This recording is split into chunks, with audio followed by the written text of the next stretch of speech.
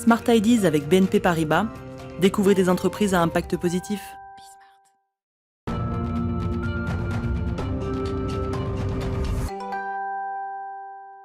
Smart Ideas avec Younes Benabou, bonjour. Bonjour. Bienvenue, vous êtes le fondateur, le président de Save Dany. C'est qui Dany ? Dany, c'est un personnage dans l'application qu'il faudra protéger contre les risques professionnels. D'accord. C'est quoi cette idée d'application ? Comment elle vous est venue ? Donc en fait, j'ai travaillé dans la prévention des risques professionnels et du fait de mon parcours, j'ai pu remarquer en fait qu'il manquait une certaine innovation dans les sensibilisations. C'était souvent des affiches ou des newsletters. Le salarié était très passif lorsqu'il recevait une sensibilisation au risque. Et donc j'ai eu l'idée de créer en fait un outil un peu plus innovant qui impliquerait plus les salariés justement dans la sensibilisation aux risques professionnels. Alors il y a sensibilisation risque professionnel, il y a aussi des messages sur l'environnement dans l'appli, il y a ces deux objectifs. Il y a en fait 7 thèmes qui sont liés à chacun un risque professionnel et un thème environnement pour mettre également en valeur les éco-gestes, les bons comportements à adopter en faveur de l'environnement. Comment elle fonctionne cette appli ? Il y a un côté ludique, puisqu'il y a un personnage animé, il y a une gamification un peu de l'exercice. Comment vous l'avez imaginé ? Donc en fait, cette application, elle est entièrement gamifiée. Oui. Qui permet en fait aux salariés de voir cela vraiment comme un jeu. Donc ils vont jouer à l'application, chercher à avoir des récompenses, monter dans le classement. Et en fait, en jouant, ils vont être beaucoup plus réceptifs aux messages justement qui correspond à des sensibilisations aux risques professionnels. Le format d'apprentissage est vraiment un format micro-learning, c'est-à-dire qu'ils vont jouer en fait 2 minutes par jour. Pas plus. Cela leur permet en fait d'être vraiment pleinement concentrés en se disant vraiment que ce ne sera pas long et ça leur permet en fait d'avoir un format d'apprentissage qui ne sera pas pesant en fait sur la diversité de risques professionnels. Alors le lancement officiel de Save Dany, c'est ce 8 novembre. Quel client vous visez ?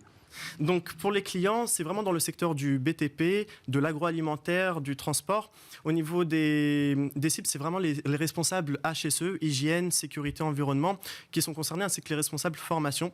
Ça leur permet en fait d'avoir un outil qui leur apporte un complément dans la prévention des risques professionnels, car en général, il faut vraiment pouvoir mettre une multitude d'actions. Et dans la sensibilisation, Save Dany vient vraiment combler le manque de sensibilisation au jour le jour concernant les salariés. C'est quoi le modèle économique ? Alors, ça sera vendu donc aux employeurs. Ouais. Ça sera en général ça sera vraiment un abonnement soit mensuel, soit annuel. Et ça sera donc un abonnement par utilisateur chaque année. Vous avez intégré le French Tech Tremplin, puisque c'est un tremplin. Qu'est-ce que ça a représenté pour vous dans l'aventure de Save Dany ? Un immense tremplin. Donc vraiment, je l'ai intégré il y a un peu moins d'1 an. Donc. Et cette intégration m'a permis déjà de booster mon réseau. J'ai pu rencontrer énormément de personnes compétentes dans l'entrepreneuriat qui m'ont permis d'accélérer mon projet, de pouvoir le peaufiner pour qu'il corresponde encore mieux à la réalité du terrain, de rencontrer de nouvelles personnes. Une aide financière également. J'ai pu créer donc la V1 tout au long de l'année qui vient de passer. Et voilà, donc maintenant elle est prête. La phase de bêta a été réalisée avec un réseau vraiment de partenaires HSE. Ça vous aurait pris quoi ? 1 an, 2 ans de plus ? C'est difficile de répondre à une telle question, mais quand on parle d'accélérateur. Alors je dirais que ça m'a pris vraiment 3 ans, si on compte vraiment dans la globalité, car il aurait fallu déjà une première année pour pouvoir bien réfléchir à l'idée, commencer à la structurer, suivi d'une année au sein de l'incubateur Time to Start, qui m'a permis d'acquérir en fait les outils d'entrepreneuriat. Ce fut ma première expérience en fait dans l'entrepreneuriat.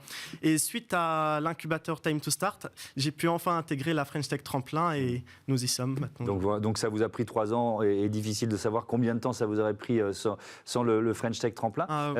Quels autres partenaires pour créer une appli comme celle-là ? Parce que l'objectif, c'est de partager les bonnes pratiques. Donc comment vous les avez validées, identifier ces bonnes pratiques ? Alors, concernant ces bonnes pratiques, d'une part, j'ai pu avoir plusieurs expériences dans la prévention des risques professionnels, ce qui m'a permis déjà de pouvoir créer une première base de contenu.